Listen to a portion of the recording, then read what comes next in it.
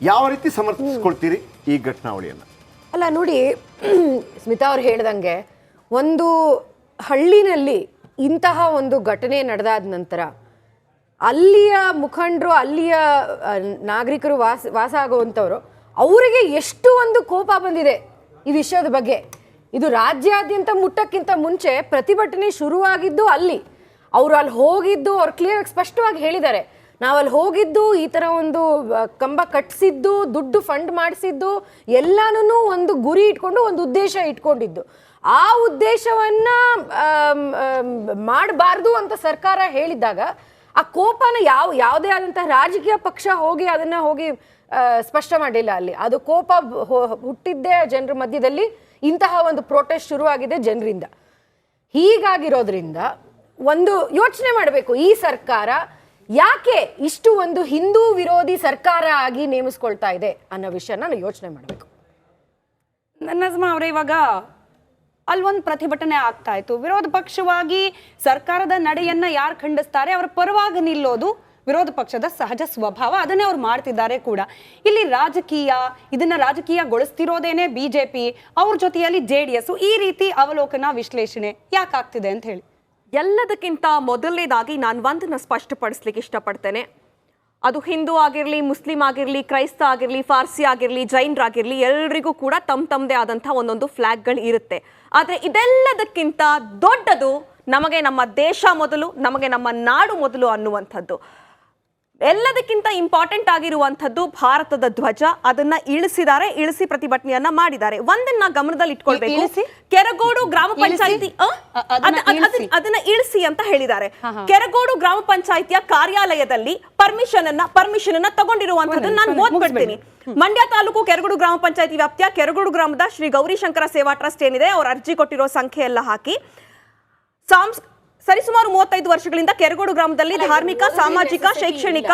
ಒಂದೇ ನಿಮಿಷ, ನಾನು ಓದ್ತಾ ಇದ್ದೀನಿ.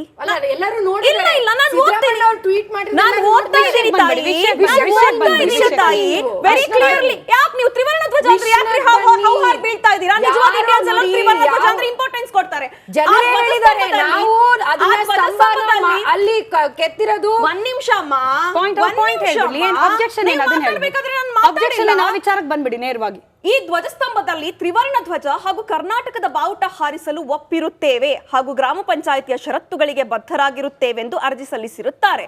ಅದಾದ್ಮೇಲೆ ಅದಕ್ಕೆ ಮುಚ್ಚಳಿಕೆ ಪತ್ರವನ್ನ ಬರೆಸ್ಕೊಂಡು ಒಂದಷ್ಟು ಜನ, 7-8 ಜನದ್ದು ಸಿಗ್ನೇಚರ್ ಎಲ್ಲ ಮಾಡಿಸ್ಕೊಂಡಿದ್ದಾರೆ.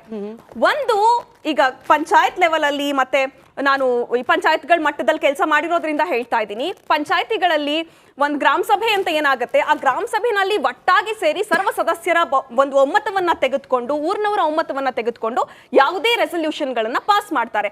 ಅಂದ್ರೆ ಅದೊಂದು ಧ್ವಜ ಇಡೋದಾಗಿರ್ಬಹುದು, ಅಥವಾ ಒಂದು ಗ್ರಾಮ ಪಂಚಾಯತಿಗೆ ಸೇರಿದಂತ, ಸರ್ಕಾರಕ್ಕೆ ಸೇರಿದಂತ ಯಾವುದೇ ಸ್ವತ್ತುಗಳನ್ನ ಒಂದು ಬಾಡಿಗೆಗೆ ಕೊಡ್ಬೇಕಾದ್ರೂ ಕೂಡ ಈ ತರಹದೊಂದು ಪ್ರೊಸೀಜರ್ ಒಂದು ಗ್ರಾಮ ಪಂಚಾಯತಿ ಮಟ್ಟದಲ್ಲಿ, ಗ್ರಾಮ ಸಭೆಯ ಮಟ್ಟದಲ್ಲಿ ಸಾಮಾನ್ಯವಾಗಿ ಆಗತ್ತೆ.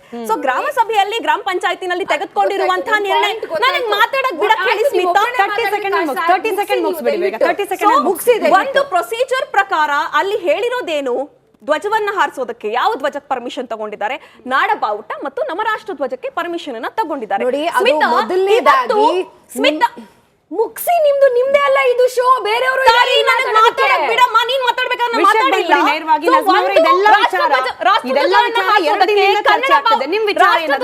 ಮತ್ತೆ ಕನ್ನಡ ಬಾವುಟವನ್ನ ಪರ್ಮಿಷನ್ ತಗೊಂಡ್ಮೇಲೆ ಅದನ್ನ ಹಾರಿಸಬೇಕು.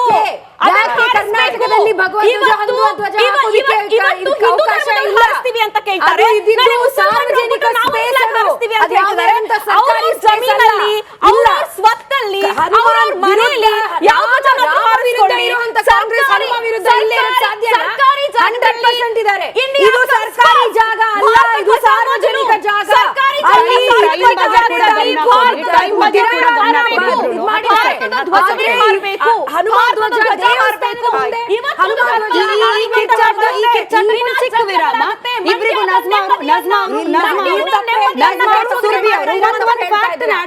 ಒಂದು ಫ್ಯಾಕ್ಟ್ ಆಡ್ ಮಾಡ್ಬಿಡ್ತೀನಿ. ನಿನ್ನೆ ರಂಜಿತ್, ಇವತ್ತು ದಿವೇತ್, ನಮ್ಮ ಇಬ್ಬರು ಪ್ರತಿನಿಧಿಗಳು ಹಗಲು ರಾತ್ರಿಯಲ್ಲಿ ನಿಂತ್ಕೊಂಡು ರಿಪೋರ್ಟಿಂಗ್ ಮಾಡಿದ್ದಾರೆ. ಅಲ್ಲಿನ ಫ್ಯಾಕ್ಟ್ ಗಳನ್ನ ಕಲೆ ಹಾಕಿದ್ದಾರೆ.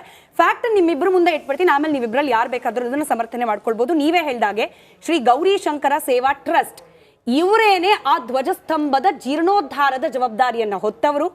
30, 40, 60 ಅಡಿ ಇದ್ದದನ್ನ 108 ಅಡಿಗೆ ಎತ್ತರಕ್ಕೆ ಕಟ್ಟಿದ್ದು ಇವರೇನೆ ಡಿಸೈಡ್ ಮಾಡಿ ಹೋಗಿ ಕೇಳಿದ್ದು. ಇಡೀ ರಾಷ್ಟ್ರದಲ್ಲಿರ್ತಕ್ಕಂಥ ಬಹುಸಂಖ್ಯಾತ ಹಿಂದೂ ಧರ್ಮದ ಅನುಯಾಯಿಗಳು ಸಂಭ್ರಮಿಸ್ತಾ ಇರ್ತಕ್ಕಂತಹ ರಾಮ ಜನ್ಮಭೂಮಿಯ ರಾಮಲಲ್ಲನ ಪ್ರತಿಷ್ಠಾಪನೆ ಸಂದರ್ಭ. ಇದನ್ನ ನಮ್ಮ ಗ್ರಾಮದಲ್ಲೂ ಕೂಡ ಸಂಭ್ರಮಿಸಬೇಕು. ಹಾಗಾಗಿ ಅಲ್ಲೊಂದು ಹನುಮಧ್ವಜ, ಅದಾದ ನಂತರದಲ್ಲಿ ನಾವೇನೆ ಅಲ್ಲಿ ರಾಷ್ಟ್ರಧ್ವಜ ಹಾಗೆ ನಾಡಧ್ವಜವನ್ನ ಕಟ್ಟಲಿಕ್ಕೆ ಸಿದ್ಧರಿದ್ವಿ, ನಾವು ರೆಡಿ ಇದ್ವಿ. ಆದ್ರೆ ನಾವು ಕಟ್ಟಿದ ನಮ್ಮ ಧಾರ್ಮಿಕ ಭಾವನೆಗೆ ಸಂಕೇತವಾಗಿರುವ ಹನುಮಧ್ವಜವನ್ನ ರಾತ್ರೋರಾತ್ರಿ ಇಳಿಸುವ ಅವಶ್ಯಕತೆ ಇರಲಿಲ್ಲ. ಇದೊಂದೇ ನಮ್ಮ ಅಬ್ಜೆಕ್ಷನ್ ಅಂತ ಹೇಳಿ. ಅಶ್ವಿನ್ ಅವರೇ, ನಿಮ್ಮ ನಾಯಕರು ಕೂಡ ಇವತ್ತಲ್ಲಿ ಹೋಗಿದ್ರು, ನಿಮಗೆ ಬೇರೆ ಏನಾದ್ರು ಕೇಳಲಿಕ್ಕೆ ಸಿಕ್ತಾ? ಮೊದಲಿಗೆ ಸ್ಮಿತಾ ಅವರು, ಇದರಲ್ಲಿ ಏನಾಗಿದೆ, ಮಂಡ್ಯ ತಾಲೂಕಿನ ಶಾಸಕರಿಗೆ ಗೊತ್ತಿಲ್ಲ ಕೆರೆಗೋಡು ಕ್ಷೇತ್ರದ ಆ ಒಂದು ಹಳ್ಳಿಯ ಏನು ಜನರ ಭಾವನೆ ಮೇಲೆ ನಾನು ಯಾವುದೋ ನನ್ನ ವೈಯಕ್ತಿಕವಾದಂಥ ನಿಲುವಿಗೋಸ್ಕರ ನಾನು ಕೆರೆಗೋಡಿನ ಜನತೆಯ ವಿರುದ್ಧ ನಾನು ಹೋಗಿದ್ದೀನಿ ಅಂತ. ಕೆರೆಗೋಡು ಜನತೆ ಏನು ಪಾಕಿಸ್ತಾನದ ಬಾವುಟ ಆರಿಸ್ಲಿಲ್ಲ, ಪಕ್ಕದ ಬಾಂಗ್ಲಾದೇಶದ ಬಾವುಟ ಆರಿಸ್ತಿರ್ಲಿಲ್ಲ. ಏನಾಗಿದೆ ಇಲ್ಲಿ, ನಾನು ಹಲವಾರು ವರ್ಷಗಳಿಂದ ಆ ಊರನ್ನ ನೋಡ್ಕೊಂಡು ಬಂದವನು. ಎಷ್ಟು ವರ್ಷ ರಾಮನವಮಿ ಬರಲಿ, ರಾಜ್ಯೋತ್ಸವ ಬರಲಿ, ಅದೇ ಅರ್ಜುನ ಸ್ತಂಭ ಅಂತ ಕರೆಯೋ ಜಾಗದಲ್ಲಿ ಯಾವ್ಯಾವ ರೀತಿ ಬಾವುಟಗಳನ್ನ ಆರಿಸಿದ್ದಾರೆ ಅಂತ ನಾವು ನೋಡಿದ್ದೀವಿ. ರಾತ್ರೋರಾತ್ರಿ AC ಆಗಿರ್ಬೋದು, DC ಆಗಿರ್ಬೋದು, PDO ಅಂತ ಒಂದು ಗ್ರಾಮ ಪಂಚಾಯತಿ ಆ ಒಂದು ಅಧಿಕಾರಿಗಳನ್ನ ಕಳಿಸಿ ನೀವು ಧ್ವಜನ ಇಳಿಸೋಂಥ ಅವಶ್ಯಕತೆ ಏನಿತ್ತು? ಒಂದು, ಈ ನವಂಬರ್ 28ನೇ ತಾರೀಕಲ್ಲೇ ಗ್ರಾಮ ಪಂಚಾಯತಿ ಮಟ್ಟದಲ್ಲಿ ಸಭೆ ಆಗಿರುತ್ತೆ. 29ಕ್ಕೆ ರೆಸೊಲ್ಯೂಷನ್ ಪಾಸ್ ಮಾಡಿರ್ತಾರೆ. ಪುನಃ ಡಿಸೆಂಬರಲ್ಲಿ ಇನ್ನೊಂದು ಬಾರಿ ಬರುತ್ತೆ, ಡಿಸೆಂಬರಲ್ಲಿ ಆಗಿರುತ್ತೆ. ಜನವರಿನಲ್ಲಿ ಮಾಡಿದಾಗ PDO ಏನು ಮಾಡ್ತಿದ್ರು, ಏಕಾಏಕಿ ಈಗ PDOಗೆ ನೀವು ಯಾವುದೇ ರೀತಿ ಧ್ವಜ ಹಾರಿಸಬಾರ್ದು ಅನ್ನೋದು ಏನಕ್ಕೆ? ಇವಾಗ PDOಗೆ ಯಾರು ಕುಮ್ಮಕ್ಕು, ಯಾರು ಕಾಲ್ ಮಾಡಿದ್ರು ಇಲ್ಲಿ? ಯಾಕೆಂದರೆ ಕುಮಾರಣ್ಣ ಅವರು ಇವತ್ತು ಕೇಸರಿ ಶಾಲ್ ಹಾಕೊಂಡ್ರು. ಕುಮಾರಣ್ಣ ಅವ್ರಿಗೆ ಮಂಡ್ಯದಲ್ಲಿ ಹೋಗಿ ರಾಜಕಾರಣ, ಅದು ಇನ್ನೊಂದು ಇದು ಅವ್ರಿಗೆ ರಾಜಕಾರಣ ಮಾಡೋ ಅವಶ್ಯಕತೆ ಇಲ್ಲ. ಮಂಡ್ಯದಲ್ಲಿ ಗೊತ್ತಿದೆ ರೈತರಾಗಿರಲಿ, ಆ ರೈತಾಪಿ ವರ್ಗ ಯಾವ ಮಟ್ಟದಲ್ಲಿ ಕುಮಾರಣ್ಣನ ಬೆನ್ನೆಲುಬಾಗಿ ನಿಂತಿದ್ದಾರೆ ಅಂತ. ಇಲ್ಲಿ ಜನವರಿ ತಿಂಗಳಲ್ಲಿ ನೀವು ಮಿಡ್ ಮಂತಲ್ಲಿ ಒಂದು ಮುಚ್ಚಳಿಕೆ ಪತ್ರ ಬರೆಸ್ಕೊಳ್ಳೋ ಅವಶ್ಯಕತೆ ಏನಿತ್ತು? ತ್ರಿವರ್ಣ ಧ್ವಜ ಅಥವಾ ಕರ್ನಾಟಕದ ಧ್ವಜ ಮಾತ್ರ ಆರಿಸ್ತೀವಿ ಅಂತ. ಇದು ಯಾರು ಬರ್ಸಿಸಿದ್ರು? ಇದೇ ಶಾಸಕರ ಕುಮ್ಮಕ್ಕಿಂದ. ನವಂಬರಲ್ಲಿ ಏನಾಗಿತ್ತು? ಯಾವುದೇ ರೀತಿಯ ಧ್ವಜಗಳನ್ನ ಆರಿಸ್ಬೋದು ಅಂತ ರೆಸೊಲ್ಯೂಷನ್ ಪಾಸ್ ಮಾಡಿದ್ರು ತಾನೆ. ಪಂಚಾಯಿತಿಯ ಒಂದು 18 ಸದಸ್ಯರು ಪಾಸ್ ಮಾಡಿರ್ತಾರೆ. ಇದನ್ನು ನಾವು ನಮ್ಮ ಮನದಲ್ಲಿ ಇಟ್ಕೊಂಡಿರಬೇಕು. ನೀವು ರಾತ್ರಿ ಇಂಥ ಒಂದು ತಪ್ಪು ಕೆಲಸಕ್ಕೆ ನೀವೇನು ಕೈ ಹಾಕಿದ್ರಿ? ನಾನು ಶಾಸಕರಲ್ಲಿ ಕೇಳ್ತೀನಿ, ನೀವೇನಾದರೂ ಆ ಕೆರೆಗೋಡಲ್ಲಿ ಆ ಜನತೆ ಪಾಕಿಸ್ತಾನದ ಬಾವುಟ ಏನಾದರೂ ಆರಿಸಿದ್ರ? ತಪ್ಪಲ್ವ ಇವತ್ತು ನೀವು ಮಾಡಿರೋದು? ಕೇಸರಿ ಕಂಡ್ರೆ ಕಾಂಗ್ರೆಸ್ ಅವ್ರಿಗೆ ಏನಕ್ಕೆ ದ್ವೇಷ? ಇವತ್ತು ಒಂದು ನಿಮಿಷ, ಮುಸಲ್ಮಾನರು ಮೊಹರಂ ಮಾಡ್ಬೋದು, ಈದ್ ಆಚರಿಸ್ಬೋದು, ಹಿಂದೂಗಳು ರಾಮನವಮಿ ಮಾಡ್ತಾರೆ, ಹಳ್ಳಿಗಳಲ್ಲಿ ಮಾಡ್ತಾರೆ.